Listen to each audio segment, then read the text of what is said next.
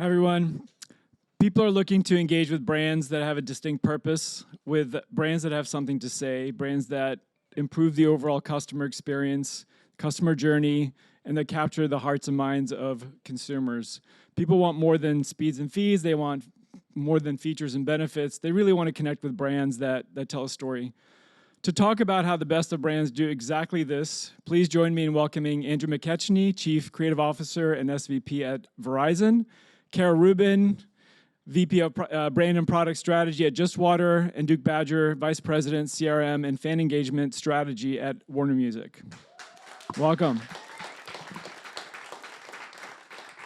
All right, so the future of storytelling and brands. You guys are fantastic people to talk about this subject. So maybe as we start off, a couple of minutes for each of you, your backgrounds and how you ended up here. Sure. Hi. Thank you for having me. Hi, guys. So Andrew McKechnie, Chief Creative Officer at Verizon. So I've been brand side for about 6 years now, but the majority of my career was probably spent in the advertising side. So I've kind of had both sides of storytelling, both from the side of being a copywriter, starting out in the industry, and then making my way to being more of a marketer and thinking about how to communicate more directly to the customers. So been with Verizon for 2.5 years. Awesome, welcome. Kara Rubin, I'm VP of Brand and Product Strategy at Just Goods. Just Water is our primary product. And my whole career has been spent in the food and beverage space, mostly from the retail side. Been with Just for just over 2 years now, and learning to tell the story every day of this brand, but also it can reflect a lot on the way in which brands in the food and beverage space tell their own stories generally. I think there are a lot of them doing that really effectively these days. It's an interesting time in the industry. For sure. Thanks for being here. Sure. Hi, Duke Badger from Warner Music. I head up CRM and fan engagement.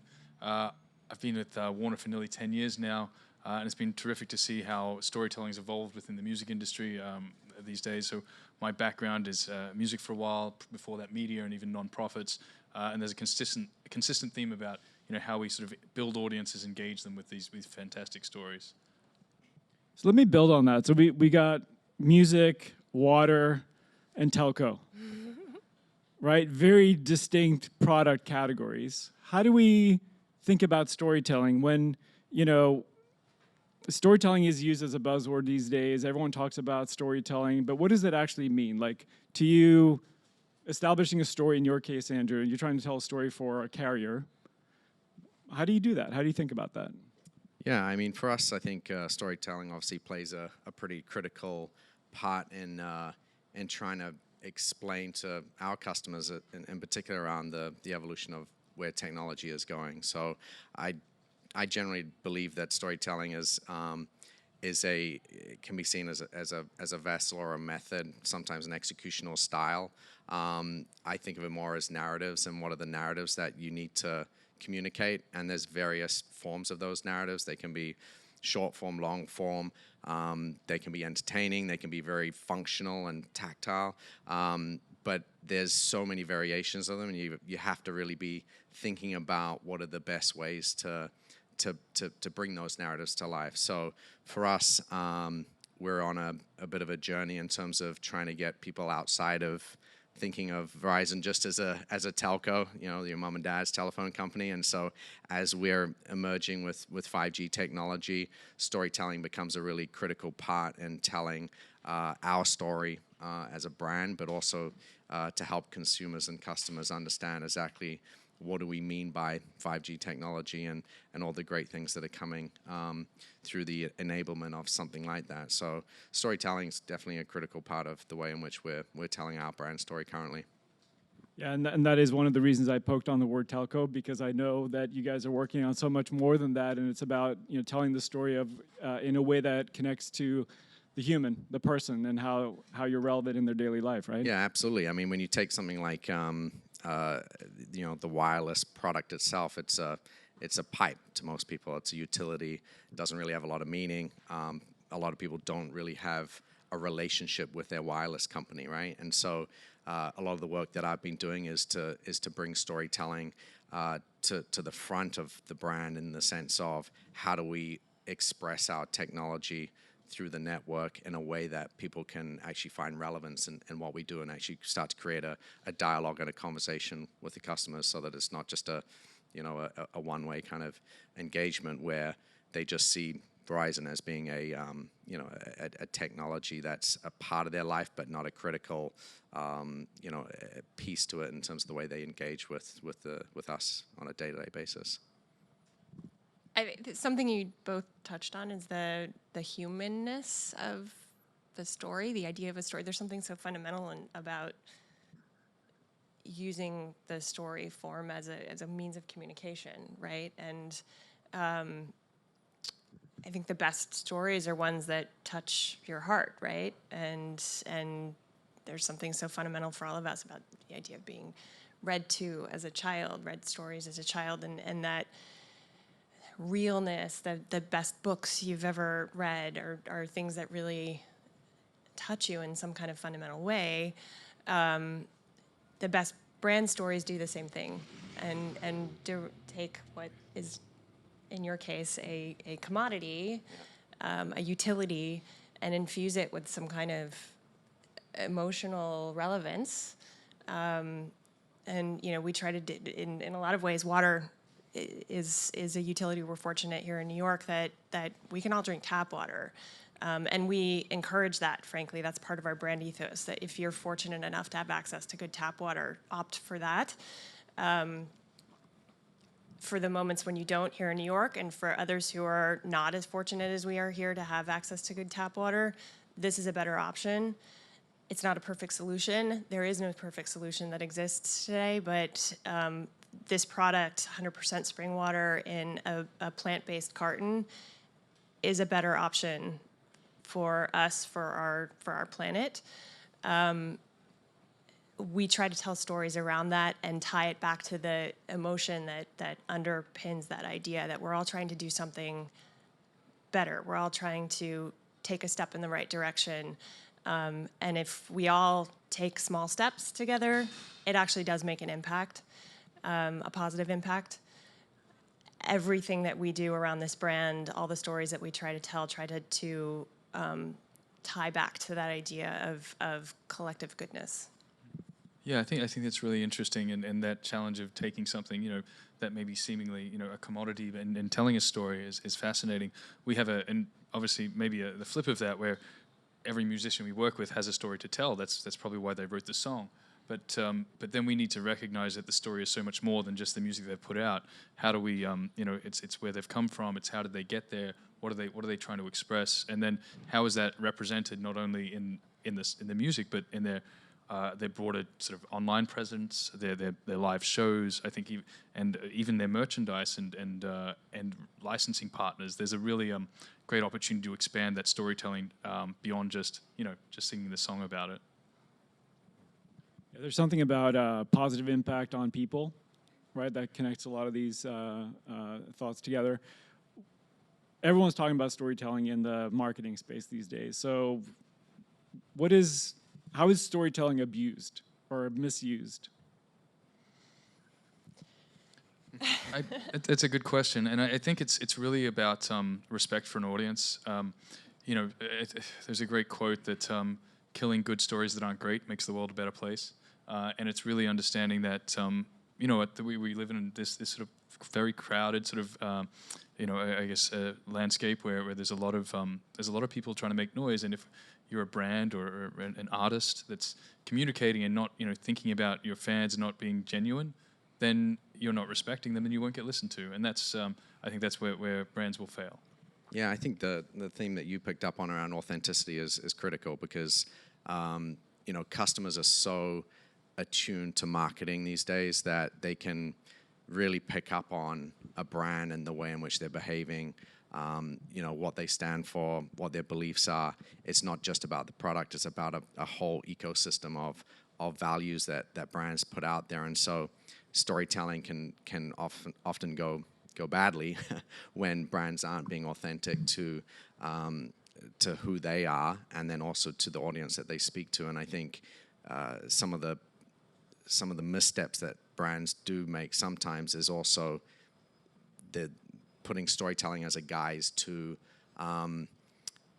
just telling your story as a brand. Like, I'm just gonna tell you all about me in the wrapper of a nice story, and kind of lose the authenticity there, and that you're not going to get connection to the audience in that respect, because it's pretty clear. It's like it's a very one-way conversation that's happening. Right. I think one thing that I've seen in the last 10 years or so in the food and beverage space is the demise of big CPG brands, consumer packaged goods brands. And I think we were talking about this earlier, part of that is due to the fact that a lot of these brands that have been around for decades at this point weren't created with any sort of ethos of a real story behind them. And that's very obvious at this point. And they're, these big CPG companies trying to retrofit legacy brands with a story that doesn't work.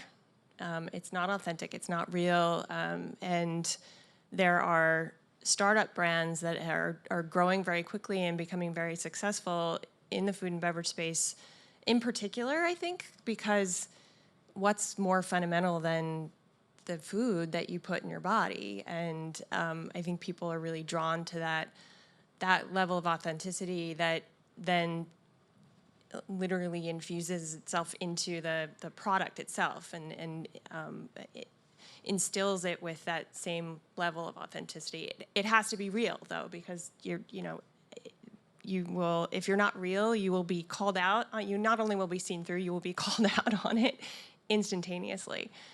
And disregard it. Now, right? Disregard like with social media, you're just, it's if hard you're not real, it won't last. It'll be a flash in the pan. We were talking in the green room about your company's story and how you're not shouting from the rooftops like what you're all about. You just tell people the founder's story, for example. Can you share that with us? Sure. Just was founded by Jaden Smith. I think he just turned 22. He was all of 10 or 11 years old, learning to surf, and was dismayed by the amount of plastic garbage he was seeing in the water around him, and he decided to do something about it at that young age. It was not a fly-by-night, idea in his head that passed. He sunk his teeth into it, and it took a while because this packaging that we now use was not made for water. It took a long time to find the right packaging. It took a long time to find the right water source. It took a long time to determine the economic model that we have around the water. Not only is the packaging sustainable, the economic model is sustainable. We're actually paying fairly. We pay 6 times the municipal rate to the community of Glens Falls in upstate New York for the spring water that we buy from that community. Water is not an indefinite resource, and we should pay for it in a way that's valued appropriately. That all took a while, but now we are at a point where this brand is, I hope a handful of you in the room here recognize it, and it's definitely a period of very dramatic momentum for us. Part of which is due to just the zeitgeist. There's an intensely felt awareness, I think, of the impact that materials in general have on the environment, but plastic in particular. And I think there are a lot of people out there searching for alternatives, and we're trying to offer one that, again, isn't perfect, but nothing is right now, unfortunately. And we're just trying to offer a better solution. Right. I love that, and that makes any storytelling easier, right? You're just speaking the truth, like you were saying earlier. You're not making stuff up. Yeah, and it's interesting. It's a creative opportunity, I think, for us to find other people who are speaking their own truths. We're a startup. We don't have a lot of money at our disposal to launch, significant ad campaigns and whatnot. But what we do have, because of the people who are part of the Just community, because of who our founding team is, we're fortunate that we have a really significant profile on social media, And that's a tool that we want to leverage in again, an authentic way. So to highlight people who stand for ideas that we want associated with just, that people who are doing good things in the world. We started a campaign this year called Everyday Visionaries, who are just a handful of people we've identified here in New York who are doing interesting things in the world and good things in the world, and highlighting them, and that's something we intend to continue doing next year. I think one of the really interesting things, just in terms of, like the story of the founders, is that if you look inward to the company, you've got a plethora of stories there, right? And so not all stories need to be fabricated, made up. And I think we come from an industry that is fascinated with fabricating and coming up with highly imaginable stories. Verizon being one of those companies in the past that has very much leaned into the crazy world of promotions and celebrities and spokespeople, right? And when I joined probably a couple of years ago now, I think when I looked at what the company was actually doing, and you look at what's happening inside the company, there's a lot of amazing stories. And it's like, I don't need to make this stuff up. I can just reflect the stories that are being performed by the engineers, by our technology teams, by our customers, and just reflect those stories in an interesting way to the audience. And so I think the way that we made a pretty big shift was to move away from that kind of what the carrier and wireless category was throwing out there constantly, and still do, in my mind, to kind of take a different path, which was reflect an authentic voice of the stories of the company, but also the stories of the customer. And I think that's a really important aspect, is to look internally sometimes to the company and make sure that you have truth within it to be able to bring that to life. Yeah, I think that's absolutely correct. And where I think where folks like us fit into these organizations is I'm not there to make up a story for our artists or brands. I'm there to help facilitate it and connect it to an audience. They have some really powerful messages, and when we do our job best is you don't know that we're there at all, because we've been able to connect someone, a fan with an artist, in a way with the right, whether it's the T-shirts, the hoodies, the red frosted album cover, whatever it is, with that fan, and it means something to them, and yeah, like you say, facilitating and telling the story that's already there. Let's talk about the role of consumers, right, in the world of storytelling. So, as brands and companies, we can put messages out there, but ultimately, we're starting to cede more control to our consumers and our customers. I think it's interesting in the case of music, right? Like, the fan is the fanatic that pursues the band. And so how do you think about the role of the fan in telling the story and amplifying the story, especially with social media? Yeah, absolutely. It's no one will speak as passionately about the band as the fan will. So for us, and our role is how do we harness that energy and enthusiasm and create an environment in which they feel safe to express that, and we can connect them with other people in a good way. And it's social media is obviously a terrific way to do that. It's looking at our what are the ways that we use to engage fans? What are the marketing initiatives that highlight someone when they meet the artist for the first time, and we do sort of if there's a meet and greet sort of program that we might have, a fan seeing an artist, and then you see the fan walk away with tears in their eyes.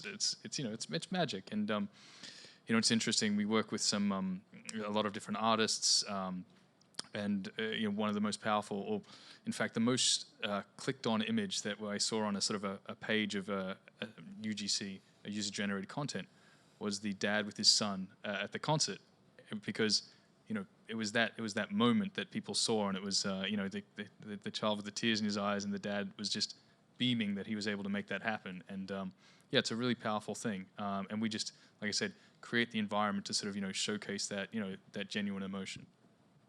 And fans are so rabid too, right? You give them any little tidbit of information about the band and some inside scoop, and they'll spread that like wildfire, right?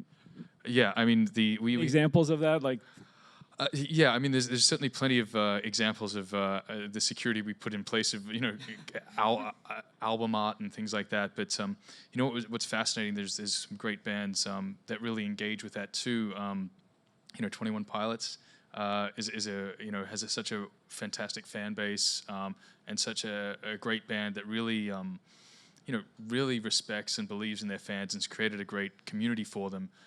When they released their last album, they did it all artist led. They created a whole series of sort of clues to sort of reveal the album and the track, the release dates, which all started with in the source code of a page on the store, which was a code to then find another website, which then slowly revealed these things. So it's My daughter's going to go hack all their pages now, I'm sure. yeah, it can be a logistical challenge too. But that was all led by the band, and pursued by the fans, and it really created a great community environment and kind of reflected the ethos of that band, which is about they're outsiders, they want to create a safe space for them and a good environment for people to connect. So it was terrific.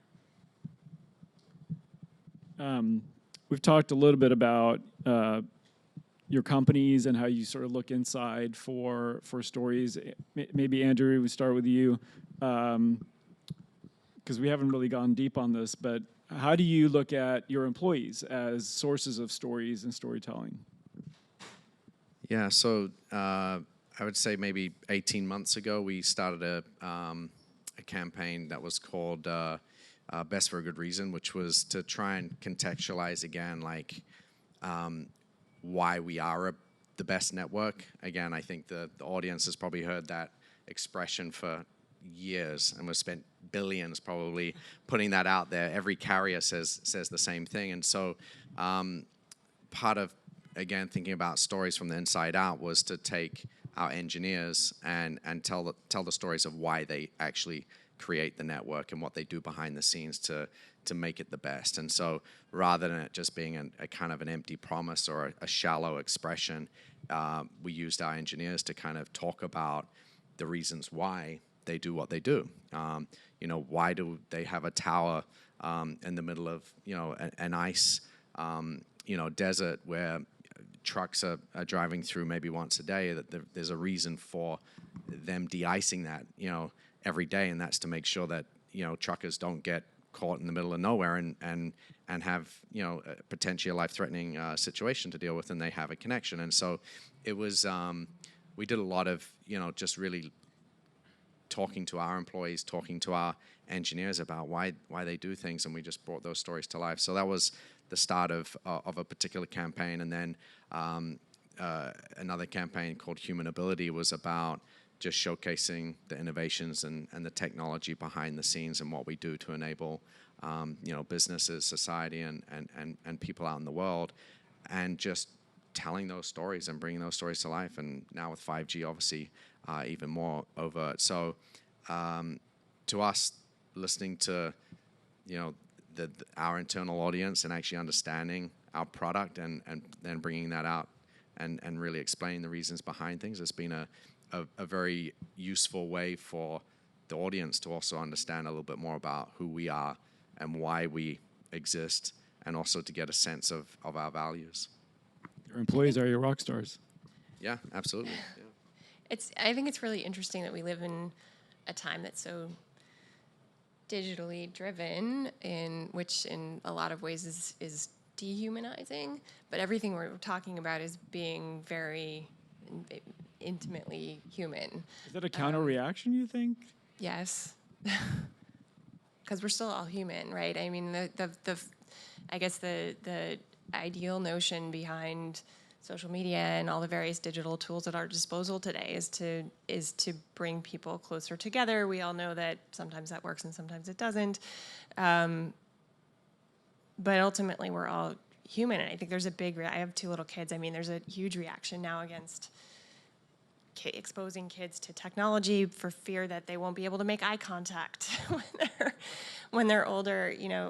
All these very fundamental human things. I think that the brands that are most successful at engaging with their consumers understand that those consumers are human, and the people behind the brand are human. And again, in a lot of ways, for me, like being in the food world, again, the product itself is so fundamentally necessary to life that makes it a little bit easier, I think, than maybe trying to. And music, I would think, is very similar in the sense that that's a very fundamental human thing as well. It's probably a step change more difficult when you start talking about something that not everyone understands really well. It's not that tangible. You have to translate it through. People are like seeking that authenticity because, people now are just growing up with like, I don't know what's technically real anymore. Like whether it's the highlight reel of Instagram or Snap, it's like, it's really hard to understand is that authentic or not. And so I think that's why a lot of brands are trying to, really think about the way in which they're coming to life, how they, position their products, what is the voice of the brand, because people are seeking it out. They're seeking more authenticity in brands and experiences, and so. Because they live a life of highlights every day on social and all these other platforms. Yeah, and that sort of idea of building that brand and authenticity has been a real challenge for us. So within sort of, I guess, Warner Music Artist Services, where I sit in the organization, people, a lot of people don't like to think of artists as brands, and they are people, but we also, we need to work with them to help define what that brand is, what do they represent, and then how does it manifest itself in the world? Is it, we never want to sort of be in a position where we're working with someone's like, putting out something that they don't believe in or they don't want to. We offer things like, obviously, we look at the extended rights of an artist, which could be their merchandise or their licensing, but also say VIP and meet and greets, which I mentioned before. There's certain artists that really enjoy meeting the fans and having a conversation with a certain artist, and they're like, yes, I want to do this. I don't want it to be distant. I want to be able to be close to them. And then there's other artists that they're like, that's not the sort of thing I want to do. So really, for us, it's about defining the brand and then seeing, what's the right outcome for them. Is it doing a sort of meet and greet in a coffee shop? Is it, is it something else? And there's a whole range of experiences that we sort of brainstorm to come up with that right thing that's authentic. Because otherwise, no one's going to believe it, and it ultimately does more harm than good. I think the three of you have lots of amazing stories to share about your own products, but I'm also very curious to hear, like, as you look at other brands, what are your favorite brands? What great examples of storytelling that you just absolutely love that you've seen from others? Any examples that you can think of? Sure. This is an interesting one, and I as I think about it, I sort of think of things that are, I guess, close to my heart. And I was thinking about the other day. It's a little bit maybe of an obscure reference, but Rugby Australia is an interesting brand. It's a sport, but it's an entertainment brand. And the thing about rugby as a sport is it bases itself on a game for all shapes and sizes. So if you're big, tall, small or thin or whatever it is, there's a place for you in the game. And that idea of inclusiveness and diversity is the strength of that sport, and that's what listening to a presentation from them recently is what they've really driven and reflected in their programs, which include the Indigenous Sevens program across Australia to sort of provide that option to that community. Building up the women's competition in Australia to the extent that the Australian women's team won the gold medal at the Olympics, and seeing that reflected, at the highest level of that organization, has been really inspiring to see how they've taken, I guess, the values of that game and the core of it and applied it to their message, and ultimately that will become their strength. It's hard to choose. I guess I'll have to take one from my own experience. I worked at Whole Foods for about a decade, and I believe that Whole Foods virtually single-handedly can take credit for driving the whole conversation, the level of awareness around food and awareness of where your food comes from, just the degree to which food is a sort of a core element of conversation in the world today. I think Whole Foods can take a lot of credit for that evolution, and that comes from being very clear about a mission, and single-mindedly focused on translating that mission into a tangible space. It's been replicated now, and obviously Whole Foods has gone through a lot of changes in the last handful of years. But for a very, very long time, Whole Foods owned that experience of walking and redefining what it means to walk into a grocery store and what you feel when you're there, and the idea of wanting to stay in a grocery store for more than just a utilitarian, pick up what you need and leave. I think it's a really interesting case study in redefining and redirecting an entire industry. A couple of quick ones that come to mind. I really appreciate and respect the New York Times work. The truth is worth it. When you think about journalism and truth is under attack right now, I think that's one particular campaign and story that's being told that I think is super important and very relevant, obviously, and very different for a company as established and as old as the New York Times to kind of have to put that story out there for themselves, to think about their brand, because their brand was under attack. So the truth is hard, the truth is worth it, the truth is, is about perseverance, all of those messages. And for them as well, they had to kind of go behind the scenes and actually bring their process to the forefront. I think that storytelling is a really interesting moment in time for where we are currently. And then on the other spectrum, I love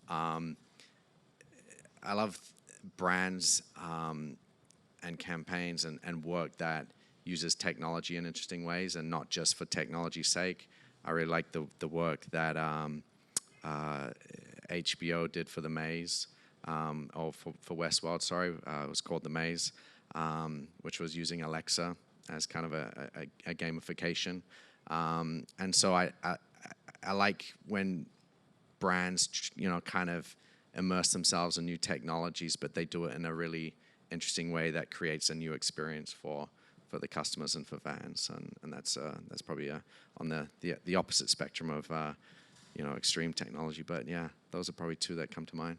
Those are great examples. I want to build or follow up on your conversation or your point about purpose in Whole Foods having such a clear purpose. Like how important is for companies or brands to have a clear purpose and define that internally to be able to tell their story authentically? I think that underpins everything that you do. It's what infuses the ethos of your brand. It guides the work that you do. That the work that the organization does as a whole, and as each individual. Whole Foods has a set of core values that, at least while I was there, every team member knew what the core values were, and it was a way to facilitate decision making on a day-to-day basis, from the most junior person working on the floor of the grocery store all the way up to executive roles. It was a way to kind of vet through decision making. That's essential, I think. And it's interesting now to be at a startup where we're defining that for ourselves. Like, I'm not walking into a situation where that structure is already baked. I'm working with a team of people who are trying to create it, and it's a bit of a living process right now. And it's intellectually really interesting and exciting to be a part of a company at this stage where we're defining that. I also think it's important to know that can be an evolving idea, and a company's mission statement, vision statement is something that should be revisited over time. But there's also got to be some sort of foundation that doesn't change either. But again, all of that has to be very, very real and authentic.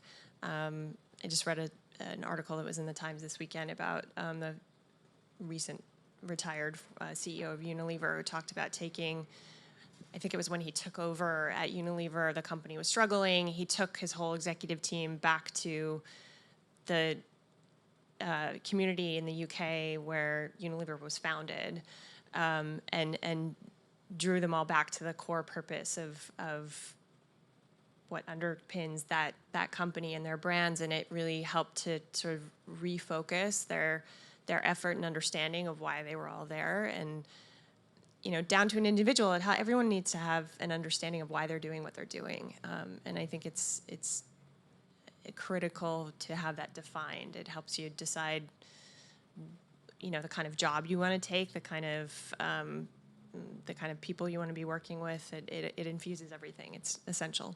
It's challenging to do, though, right? So for a bigger company, it takes time and it evolves, and then it gets established, and then you need to nurture that, right? Whereas maybe for a startup, in some cases, it's a lot of it is implied, maybe not always 100% documented, but everyone sort of joins the cause. And so if the cause is clear. It's still clear, important to go through the exercise of documenting it, though, I think, and it's not easy. It's not easy to you think you might know it, but to actually put it down in words and make sure you're picking the right vocabulary words and encapsulating what could be an amorphous idea into a very succinct sentence that will be meaningful, but also not too lofty or whatever. That's real and spot on. It's a really hard thing to do. and editing out, like saying no to stuff too, and being clear on that. Yeah, it's once you have that clear, I think, definition, it gives you then a framework to then look at all the ways that people engage with your brand. When you look at all the how media has exploded, there are so many different ways that people engage with say our artists, our fans, whether it's social media or YouTube or wherever it is. So if you don't have a strong purpose, you end up being inconsistent across those touch points, and then you don't have a story. And because the fans or consumers do look, they're looking to find out more. They want to know, where did this artist come from, or what does this brand represent? And there are so many avenues to find that information out. If you don't have a strong message centrally, then you're not going to tell a good story everywhere. And when people get to it, they're not going to believe it or get down. I think it's also help. It's a North Star, right? And it helps you vet opportunities and understand how trends may or may not be relevant to you and your brand, and what you're trying to accomplish. It helps you stay focused, which in this world is not an easy thing to do, right?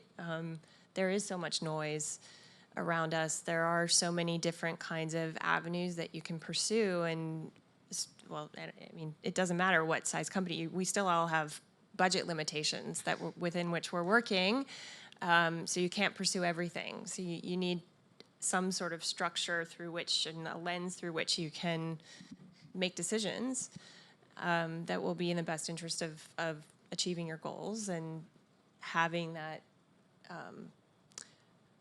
that core understanding of what you're trying to accomplish will ideally help you avoid going down the wrong path just because everyone's going down that path at the moment. When you think about that as a process, connecting the dots between the values that the company has, that your employees have, and then what your customers are looking for and the consumer needs, like, have you guys gone through a process like that where you've tried to sort of merge and marry the two to come up with the optimal outcome of what your purpose should be? Yeah, we've just gone through it recently. Yeah, we're I'm making a presentation to my team next week about our mission. Can we get a preview? At the end, I touched on it. A lot of it just comes down to the idea of goodness and inspiring goodness in the world, and that underpins what we do. And it's weird to me right now to say that. It sounds so simple, but it actually took a lot of hours of conversation and thinking about what just means to all of us internally. I think that's a really important part of the process, to incorporate as many of the team members' voices as possible in what we're doing, to make sure that we all fundamentally agree. And it was gratifying at one, but there was a meeting we had where there were a bunch of us in the room together, and people from all different elements of the company, and we're not very big. It's, you know, we're 25 people or so in total, including everyone in our production facility. But there was a point at which a couple of people started saying exactly the same thing, kind of unprompted by each other, and that was gratifying. It felt like, okay, we're getting somewhere with this, and again, it's about picking those right vocabulary words, and then, you know, where we're at now is thinking about next year and all the various storytelling elements we're intending to put together for next year. Again, it's a North Star we keep coming back to. Does it meet that messaging standard we've set for ourselves, or the purpose standard we've set for ourselves? Switching gears just a little bit to, you know, from the theory of it. So how do you know that it's working? How do you measure success? How do you, when you put a campaign out there, or as you're talking to your customers, or, you know, when your bands are interacting with their fans, like, how do you measure whether your storytelling is accurate and effective? I mean, I think, you know, pretty quickly. I think we measure everything, right? So we know when we're getting results. We have obviously daily trackers on all of our, you know, measurement from a gross ad standpoint, how many people are, you know, online, coming to our stores, et cetera. So I think, you know, you have that layer that's going on. I think you also can feel it. I think one of the campaigns that we worked on at the very beginning of the year was around a community of ours, of our customers, first responders. It was during the Super Bowl. It was called the Team That Wouldn't Be Here. And it was about 11 players, NFL players, and a coach that were created through, you know, unfortunate circumstances in some respects, but were saved by first responders.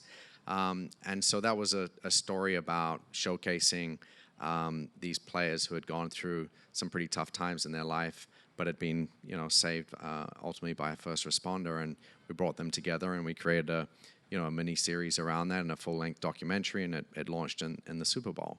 And I think, you know, for us, that was us telling again a story about one of our key, you know, communities and our customer base, first responders, and it was successful in the sense of just the outpouring of support and the feedback that you got immediately around that particular moment in time. And then you have the measures and the results, which is like, yeah, number one, you know, share of voice, number one, you know, commercial on YouTube, Twitter, all of those things, which is like, okay, great. It was a very immediate result from a very compelling story. And so I think that's one way that we've been able to tell if it's working or not. And it goes to show again that those types of stories are resonating with our audience, with our customer base, and that they're meaningful. And I think it's really important to make sure that you're putting meaningful work out there into the world. I mean, obviously a company like Verizon has scale. It has a big impact in what it can do and what it can represent out in the world. And so, you know, I think about that a lot in terms of the types of messages that we want to put out there, because we have that scale, we have that reach. People are going to see our messages. Let's make sure that they are meaningful. And so some of the other work that we did, especially around Pride, Love Calls Back was another initiative, which was a follow-on from something we did last year, which was a story of the calls that don't go well when people are coming out to their family and friends. So last year we did a series of the calls that went well. So, you know, a celebration in partnership with PFLAG about people coming out and just really, you know, shining a light on the fact that these moments are really difficult and we want them to go well. And PFLAG is a really important partner that we support. But through that story last year, we also saw the flip side of the story, which was like, but there are thousands of those calls where they got an empty answer at the other end of it, or they got a negative reaction from a family member, and it was you know, it's really, really tough. It's really sad, but it was like, it's an important story to say that what if people could have that opportunity to call back? And when you think about love and acceptance, it's something that, you know, if anything, love can return and love can call back. So that was another thing that was, you know, for us was important to tell the two sides of that. And so when you think about storytelling as well, for us, it's not always a story that ends, that we think about what the continuation of that story may be. Even with the first responders work, that started a previous year. And so we're always looking at like the other sides of stories and how to bring those things to life, because you know, it's not just we don't want things just to be a campaign that kind of goes in, comes out, and you're done with it. There is an ongoing narrative to be had there. Well, that would be inauthentic too, right? If you sort of, that was one-time thing and we're not committed to it. So that sustained commitment to something like that has such purpose is really, really important. So let's just build on that a little bit and talk about something that's very important to Verizon, which is 5G as a technology. But in the context of storytelling, it's such an amorphous concept, right? It's technology. So what does it do for me? So how do you think about 5G and storytelling and taking something that's kind of hard to explain to people and make it relatable? Yeah, I you know, with 5G, you've got the two sides to it. I think there's the storytelling that we as a company need to do to educate and get people to actually understand what it is. It's confusing for a lot of people. It's kind of nascent. It's not really established. People's understanding of it is quite different. And so there's a role that we need to play in terms of creating a narrative around the 5G story to help kind of connect the dots for people. So that's super important in terms of actually bringing context and meaning to people about what 5G could mean in their lives. And so storytelling in that respect plays an important part in kind of giving a bit of a peek to the future, because some of those things are still in their formative stage. So, you know, we've got to kind of tell a little bit of the 5G story of what it can mean further down the track. And so there's definitely that part. And then the other aspect is, well, what does actually 5G mean to the next generation of storytellers, right? So if you think about it as a platform for innovation, there's going to be a whole new wave of people that are going to use 5G in so many different areas and through different technology and applications. And so a lot of the things that we're thinking about is, well, what does 5G mean to you know, a filmmaker? What does it mean to a musician? What does it mean to you know, an artist or an illustrator? There's so many different applications to the way it can be used. It can be used just from a very you know, simplistic way in terms of, well, it's going to be faster, right? Which is what most people's perceptions of what 5G will be is that it's going to be faster. So, okay, what kind of experiences are going to be better for an artist or a creator to think about in that respect? But there's a lot of technology applications as well, whether you think about how things are made and created, and the ability to stream or capture content and have that instantaneous without it being stored on hard drive or being downloaded and things like that. There's a whole other world of applications there. So to me, you know, 5G has got the duality of people are going to be able to tell amazing stories through 5G by creating experiences and things like that. It's also going to create an industry effect in terms of you know, how things get made, and the kind of like the behind the scenes, the production of it is also another area that's going to obviously evolve and continue to be really, really interesting in the next 2 years. Exciting times for sure. We have a couple of audience questions. Hi there. You guys all come from such diverse backgrounds, and so I was wondering what advice you would give to someone who just wants to do like what you guys do. I would say invest in your passions. I think that's the what's been really exciting for me is that, you know, I not someone that came from a music background, but I've always been a music fan, and I was by that really the people that stay in my industry, are there because they love it, and being, I think, hustling was the key.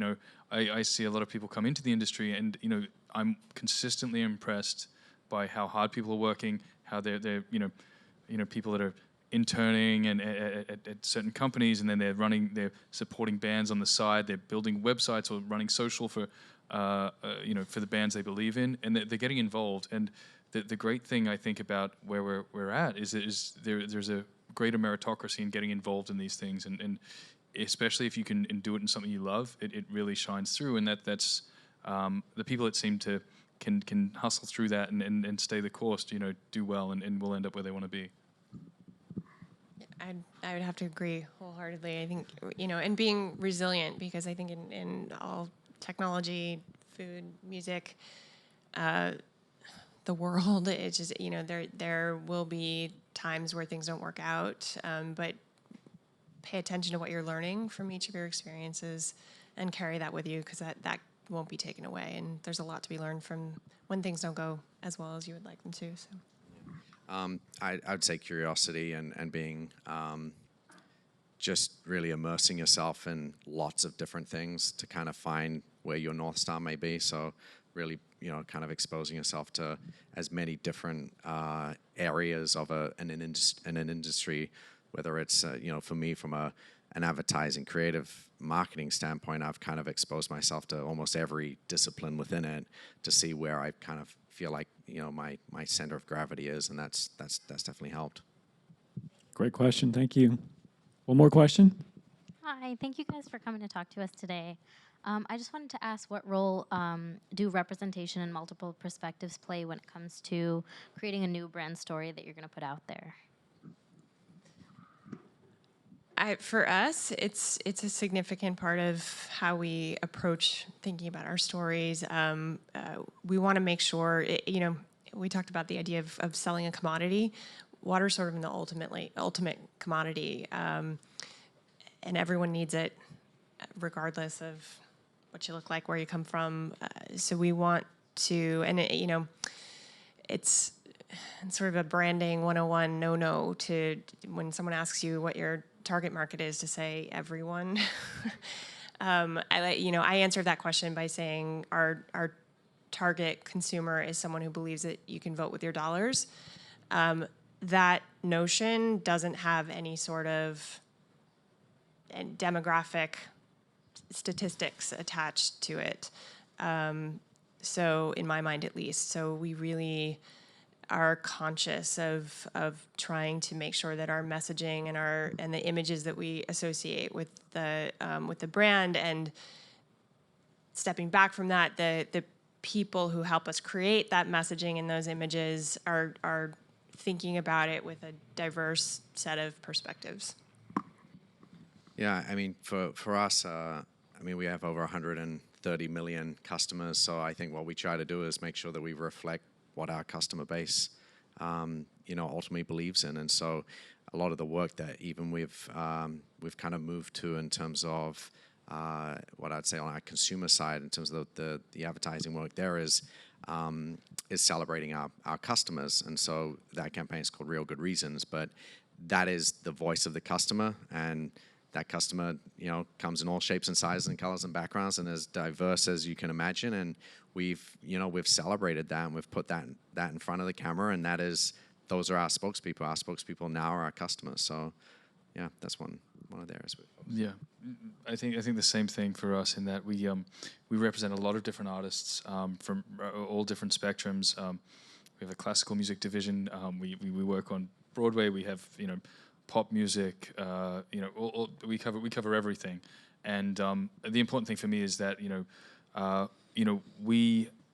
our labels that engage with these different artists have a passion for it and understand it. And for me, who's sitting in the center of it, I'm never going to pretend to be an expert on all these things. But if I can have a level of empathy to help empower the people that are there, that's where we have success.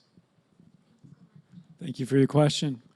There's a theme that came into my mind as I was listening to all your stories just now, which is nourishment. the nourishment of the human connection, the nourishment of your body with water, the nourishment of the soul through music. So thank you for nourishing us with your stories today. Thank you very much for all your preparation. Thank you all for being here today. Thank you. Thank you. Thank you.